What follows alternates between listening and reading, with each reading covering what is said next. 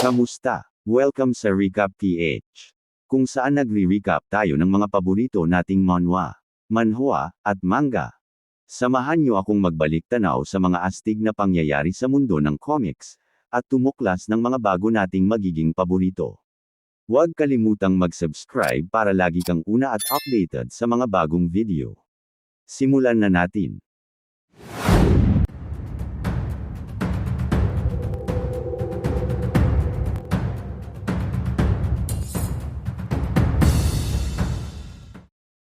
Matapos lisanin ng mga tang ang bundok na pinagdausan ng huling bahagi ng kompetisyon, ay may isang matandang lalaki na kinilalang si Taiho ang bumisita sa lugar ng pinangyarihan ng madugong laban, sa pagitan ni Yeon Myung at ng pinagsanib na puwersa ng dalawang sekta. Ayon sa matanda, agad siyang pumunta sa lugar sa sandaling mabalitaan ang ginawang pagsalakay ng mga kalaban, pero mukhang nahuli na raw siya ng dating dahil wala na siyang naabutan pa. Kasunod nito'y ilan pang mga kalalakihan ang dumating sa lugar at agad na pinagsabihan ng matandang lalaki, na hindi nga raw ito maaaring umalis mag-isa lalo na't isa siya sa pinakamahalagang tao sa kanilang pamilya. Pero matapos makita ang maraming bilang ng mga bangkay na nakakalat sa paligid, ay agad na naunawaan ng lalaking kinilalang si Hyunso ang kagustuhan ng matanda na alamin kung ano ang mga nangyari. Ayon pa sa kanya, nakapagtataka raw na nagawang talunin ng puwersa ng mga tang ang mga kalaban, gayong nasa mahigit 300 ang bilang ng mga ito samantalang nasa 100 lang ang sa kanila ayon sa kanyang nabalitaan. Hindi naman maintindihan ng matandang lalaki kung paanong wala man lang silang narinig na kahit anong ingay mula sa naganap na laban, gayong sa isang malawak na lugar ito nangyari kaya't hindi nito maiwasang isipin kung may itinatago ang mga tang sa kanila.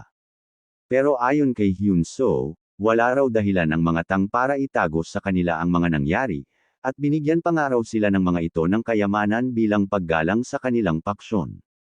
Bagamat hindi raw nila nalalaman ang tunay na dahilan, ngayon lang din daw nalaman ng matandang lalaki na masyado nang bumaba ang lebel ng mga tang sa paggamit ng espada dahil sa mga bakas ng punyal sa mga bangkay. Nanlaki naman ang mga mata ng kanyang kasama nang kumpirmahin ng matandang lalaki na kagagawan nga lang ito ng isang tao. Hindi siya makapaniwala na may ganito kalakas na mandirigma ang angkan ng mga tang. Pero hindi nga raw siya maaaring magkamali sa kanyang nakikita, bagamat karamihan sa mga kalaban ay namatay sa kamay ng isang mahusay na martial artist, napansin niya raw na hindi pa masyadong sanay ang gumawa nito sa teknik na kanyang ginamit. Bukod pa rito, marami ring namatay na hindi man lang nagawang kuhanin ang kanilang mga sandata, na ang ibig sabihin ay iniligpit sila ng walang kalaban-laban at sa mabilis na sandali lang. Dahil hindi masyadong marami ang may ganitong klase ng abilidad, ay labis na naging interesado ang matandang lalaki sa may gawa ng mga pagpatay, kaya't napagpasyahan itong magtungo sa Sichuan para kilalanin ang ating bida. Agad rin namang tinutulan ni Hyunso ang sinabi ng elder, magiging mapanganib nga raw para sa kanila kung magagawa nilang maabutan ang mga tang at magkaroon ng di pagkakaunawaan.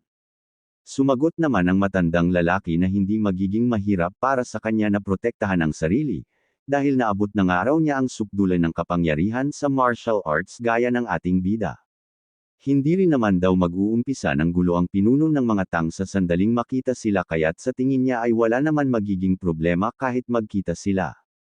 Wala nang nagawa si Hyunso sa katigasan ng ulo ng elder at sumang-ayon na lang sa mga sinabi nito, pero kailangan daw muna nilang bumalik sa kanilang angkan para ipaalam sa kanilang pinuno ang mga nasaksihan. Dahil sa lebel ng abilidad na kanilang nakita sa mga bangkay ng mga kalaban, mukhang binabalak daw ng elder na makipagtulungan sa mga tang para harapin ang Black Death Alliance. Pero ayon din kay Hyunso, masyado na nga raw malaki ang ibinagsak ng mga tang at ang kanilang puwersa ay hindi na gaya ng dati, kaya't hindi siya masyadong tiwala sa magagawa ng bagong pinuno ng angkan. Sa kabilang banda, sa loob ng tanggapan ng ikatlong elder ay ibinalita ng isang mandirigma na nakabalik na ang mga kalahok mula sa kompetisyon kasama ng buong brigada, at ayon sa elder ay mukhang natapos daw ang kompetisyon ng mas maaga sa kanilang inaasahan. Hindi na rin daw siya masyadong nagulat pa dahil sa abilidad pa lang ni Yang Ryung, at sa ika-10 laso ng angkan na kanyang ibinigay sa dalaga, ay siguradong hindi raw ito mahihirapan na manalo sa paligsahan. Pero labis na nagulat ang matanda nang magpatuloy ang mandirigma sa kanyang ulat, na hindi nga raw nito nakita ang kanyang apo na si Yang Ryung sa mga kalahok na bumalik mula sa kompetisyon. Sa kaparehong sandali, pinag-uusapan ng dalawang bantay kung sino raw ba sa tingin nila ang mananalo sa kompetisyon, at ayon sa kanila ay si Tang Gukrin o si Tang Yangryung daw ang nakikita nilang magwawagi.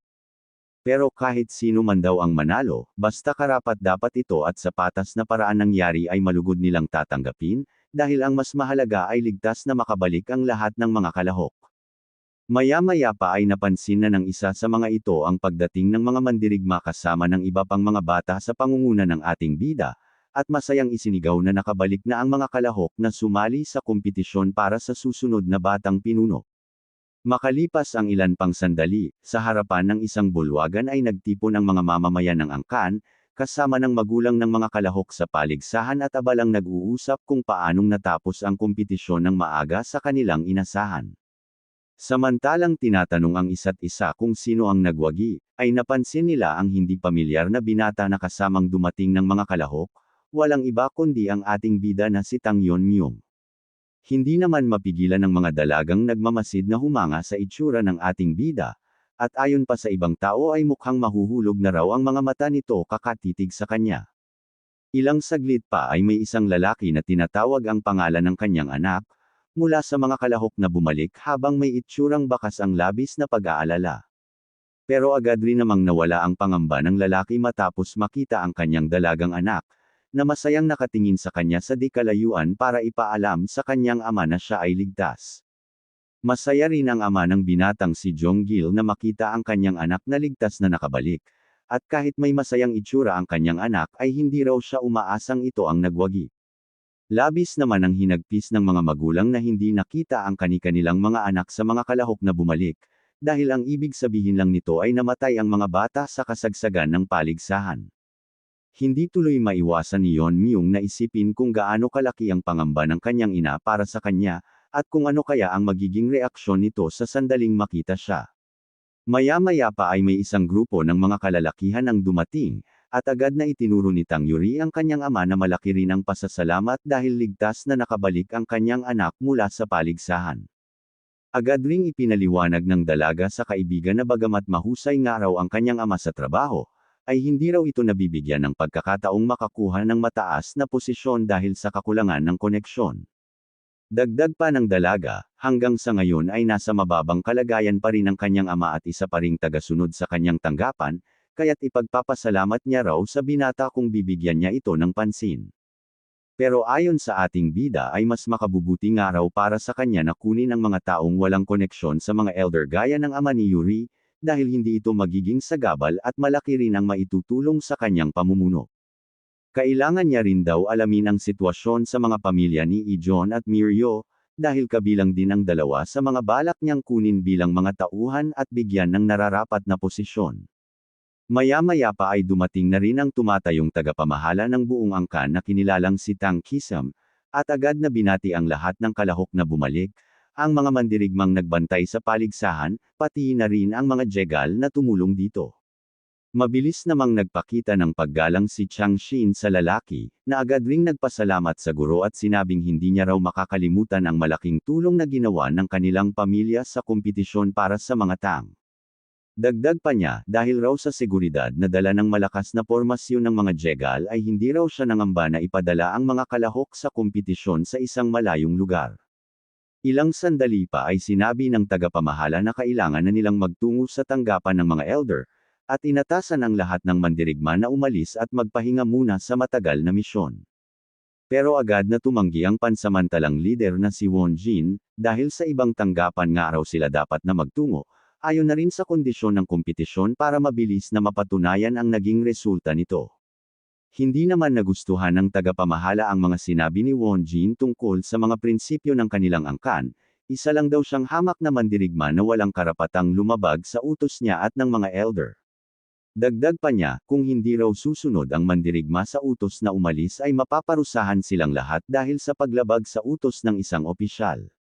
Labis namang ikinagulat ng ating bida at ng kanyang mga kasama ang mga sinabi ng lalaki, dahil ibig sabihin nito ay walang kahit sinong maaaring tumanggi sa ipinag-utos ng mga elder at sila ang pinakamakapangyarihan sa kanilang angkan. Dahil dito'y hindi na nakapagpigil pa ang ating bida, at tinanong sa tagapamahala kung mayroon daw bang mas makapangyarihan pa sa buong angkan kaysa sa pinuno ng kanilang pamilya. Nang tanungin naman ng lalaki ang pagkakakilanlan ng binata, ay nakangiti nitong sinabi na siya raw si Tang Yunmyung, ang nagwagi sa kompetisyon at ang bagong batang pinuno ng kanilang angkan. Makalipas ang ilang sandali, sa loob ng tanggapan ng mga elder ay agad na ibinalita ng tagapamahala ang naging resulta ng paligsahan, na siya namang hindi nila matanggap lalo na ng ikatlong elder na lolo ni Yang Ryung. Imposible raw itong mangyari dahil hindi nga lang mahusay ang martial arts ng kanyang apo, dala rin ito ang ibinigay niya na ikasampung lason ng angkan kaya't hindi siya naniniwalang natalo ang dalaga. Hindi rin makapaniwala ang punong elder na maging ang estudyante niya ay nagawang matalo ni Yunmyung, dahil ang binatang si Gukrin ay nakitaan niya ng husay sa martial arts na hindi raw mahihigitan ng mga kasing gulang niya. Bagamat hindi niya rin inaasahang makukuha ng binata ang posisyon ng batang pinuno, ay sigurado naman siya na walang kakayahan ng ating bida na talunin si Gukrin nang makita niya ito bago mag-umpisa ang kompetisyon.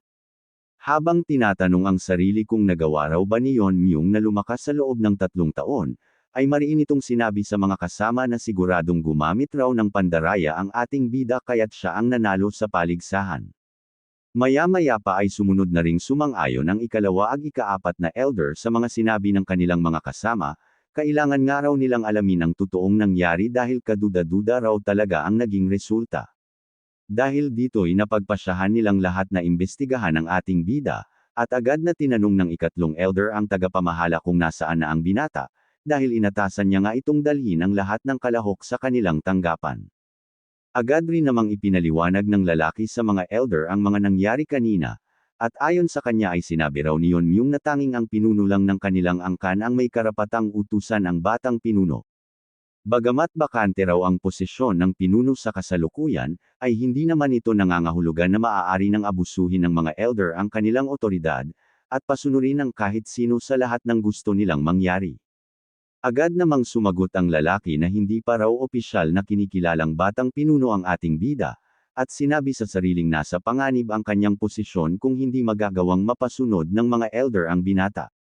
Pero wala nang oras makinig si Yunmyung sa kung ano pa mang sasabihin ng lalaki, wala rin siyang dahilan para sundin ang mga ito dahil balak na nga niyang iligpit ang mga elder, at ilang saglit pa ay nagpakawala ng malakas na enerhiya sa direksyon ng lalaki. Napapikit na lang ang tagapamahala sa sobrang bagsik ng kapangyarihan ng ating bida, bagamat hindi niya naiintindihan kung bakit masyadong malakas ang enerhiya ng binata, ay alam niyang mamamatay siya kapag ginalit niya pa ito ng sobra. Habang naglalakad papalapit sa tagapamahala ay sinabi ni Yunmyung na wala raw siyang pakialam sa kung ano mang sasabihin ng mga tamad na elder, dahil susundin nilang lahat ang kondisyon ng paligsahan at sa pangunahing bulwagan pupunta para ipagpatuloy ang pagkumpirma sa resulta. Mariin niya ring inatasan ang lalaki na sabihin sa mga elder na tapos na ang kanilang pang-aabuso sa kanilang otoridad, ngayong natapos na rin ang kompetisyon at siya na ang susunod na mamumuno sa kanilang lahat bilang bagong batang pinuno ng mga Tang. Nanginginig na kinumpirma ng tagapamahala sa mga elder ang mga sinabi ni Yunmyung, pero hindi niya raw magawang sabihin ang eksaktong mga salitang ginamit ng binata sa takot nito sa mga matatanda. Labis namang ikinagalit ng ikatlong elder ang inaasta ng ating bida, dahil kahit nga raw ang ina nitong si Tang Jie ay hindi ito nagawa sa kanila noong kasalukuyan pa itong batang pinuno. Pero ayon naman sa punong elder, ay isa raw itong magandang pagkakataon dahil hindi pa naman opisyal na itinatakdang batang pinuno ang ating bida, kaya't maaari raw nilang ipawalang bisa ang kanyang pagkapanalo dahil sa kanyang masamang ugali. Agad rin naman itong sinang-ayunan ng iba pang mga elder, dahil mukhang hindi nga nila magagawang mapasunod ang binata sa lahat ng gusto nilang mangyari, kaya't mas makabubuti raw kung ililigpit na nila ito ngayon pa lang. Ilang sandali pa ay tinawag na ng mga elder ang kani-kanilang espesyal na grupong militar, at inatasan na maghanda para salakayin ang tanggapan kung saan naroon ang ating bida at mga mandirigmang kasama nito. Ang pribadong puwersa naman ng ikatlong elder ay naatasan din na sumunod sa ibang grupo ng mga kasama, at maghanda sakaling magkaroon ng malaking gulo sa pagitan nila at ng ating bida, na siya namang agad na sinunod ng kanilang pinuno. Ayon pa sa ikatlong elder, isang araw malaking pagkakamali ang ginawa ni Yunmyung na subukin ang kanilang otoridad, at umastang para bang masigit ang kanyang hawak na kapangyarihan kaysa sa mga totoong namamahala ng kanilang angkan. Dagdag pa niya, kailangan daw ng binata na mamulat sa realidad kung sino ang masusunod sa lahat ng bagay sa loob ng angkan, at kung sino ang tunay na nagmamay-ari ng pinakamataas na posisyon sa kanila. Sa kabilang banda, sa tanggapan kung saan susuriin ang naging resulta ng kompetisyon, ay labis na ikinagulat ng lalaking si Tang Jokwi ang ibinalita ng ating bida na siya ang nagwagi at ang bagong batang pinuno ng angkan. Ayon sa lalaki, bagamat nakitaan niya ng malaking potensyal si Yeon Myung mula pa sa pagkabata nito, ay hindi naman may ikukumpara ang naging pagbabago nito ngayon sa lakas ng enerhiyang nararamdaman mula sa binata, at siguradong matutuwa raw ang kanyang ina sa sandaling makita ang ating bida. Pero ang kasama ni Jokwi ay halatang hindi masaya sa kanyang nabalitaan, hindi siya makapaniwala na nagawang talunin ng binata ang mga pangunahing kalahok sa kompetisyon gaya ni Yang Ryung at Gukrin. Ang lalaking ito ay kinilalang si Tang Jihyuk na ama ng binatang si Tang Moon-chan, na sa nakaraan ay labis na hinamak ang kakayahan ng ating bida na manalo sa kompetisyon, dahil wala raw itong pag-asa laban sa ibang kalahok at maswerte na lang kung makakaalis ng ligtas. Dagdag pa niya, sakaling mabuhay naman daw ang binata pagkatapos ng paligsahan ay sisiguruhin niya raw na magbabayad silang mag-ina, sa ginawa nito sa kanang braso ng kanyang anak na si Moon-chan, at sa pagsira sa tsansa ng binatang manalo. Muling pinaalala ni Yeon Myung sa lalaki ang mga salitang binitawan nito 3 taon na ang nakakalipas, pero hindi na nga raw nito magagawang makapaghiganti ngayon dahil ang ating bida ang nanalo sa kompetisyon. Bukod pa rito, binalaan niya rin ang lalaki na mag-ingat sa mga sinasabi at ikilos nito habang naninirahan sa teritoryo ng mga Tang, dahil baka siya pa raw ang maging dahilan ng pagkawala ng natitirang braso ng kanyang anak. Natawa na lang ang lalaking si Jokwi sa kanyang nasaksihan, hindi pala nakalimutan ng ating bida ang mga sinabi ng kanyang kasama at nagtanim ng galit dito. Sa kabilang banda, sa labas ng tanggapan kung saan naroon ang kanilang master ay tahimik na pinagmamasdan ni Wonjin ang gusali, habang nakatulalang inaalala ang mga narinig niya sa tagapamahala kanina. Nanlaki ang mga mata ng mandirigma matapos tawagin ng lalaki na anak ng Poison Phoenix ang ating bida. Hindi siya makapaniwala na ang kadugo ng dati niyang master ay kasama niya na pala sa matagal na panahon nang hindi niya nalalaman. Bagamat alam daw ni Yeon Myung na maraming katanungan ang mandirigma, ay ipagpapalibon niya raw munang sagutin ang lahat ng ito dahil mayroon silang mas mahalagang gawin sa ngayon. Dahil dito'y hindi tuloy na iwasan ng lalaki na maalala ang nakaraan, kung paanong nagsimula ang madugong laban sa pagitan ng mga Tang at ng puwersa ng Demon Lord, matapos nitong tangkaing kunin ng puwersahan ang kanilang master na si Tang Jie. Dagdag pa niya, bagamat buong tapang na lumaban ang mga mandirigma ng angkan para protektahan ang Poison Phoenix, at halos magkapareho lang din ng level sa martial arts ang dalawang grupo, ay nagiba ang takbo ng laban matapos mapatay ng Demon Lord ang kasalukuyang pinuno ng kanilang angkan. Dahil sa ipinakitang husay ng mga Tang sa pakikipaglaban, ay hindi na nagdalawang isip pa ang Demon Lord at inutusan ang kanyang mga alagad na alisin ang limitasyon sa kanilang malademonyong martial arts. Matapos nito ay lalong naging mas mabagsik ang mga kalaban at hindi na iniinda ang mga atake ng mga Tang, maging ang mga abilidad nila sa lason ay tila ba wala na ring epekto laban sa mga demonyo na handang mamatay sa utos ng kanilang pinuno. Dahil dito'y sinubukan daw ni Wonjin na humingi ng tulong sa mga pribadong puwersa ng mga elder, pero hindi nila pinagbigyan ang kanilang hiling dahil tuluyan na raw babagsak ang kanilang angkan kung pati sila ay matatalo. Kung tumulong lang daw sana ang mga elder na harapin ang puwersa ng Demon Lord, ay mababawasan sana ang naging pinsala ng pagsalakay sa kanilang angkan at hindi sana mamamatay ang kanilang pinuno sa kamay ng mga kalaban. Bukod pa rito, nang matapos ang laban ay nagawa pa nilang sisihin ang batang pinuno dahil sa sinapit ng kanilang angkan, at sinabing dapat ay sumunod na lang daw sana ang kanilang master sa gustong mangyari ng Demon Lord, para maiwasan ang malaking trahedya na halos magpabagsak sa buong angkan ng mga Tang. Ngayon ay naunawaan na ni Wonjin ang ginawang pagtanggap ng kanyang master na matanggal bilang batang pinuno sa kabila ng kawalang hustisya, at ito nga ay dahil sa kagustuhan ni Tang Jie na protektahan ang kanyang anak na si Tang Yeon Myung. Ilang saglit pa, kasama ang natitirang mga mandirigma na lumaban sa puwersa ng Demon Lord sa nakalipas, ay ipinaunawa ng leader sa kanyang brigada kung sino ang magulang ng kanilang master sa kasalukuyan, na agad rin namang naunawaan ng mga mandirigma bago pa man niya sabihin.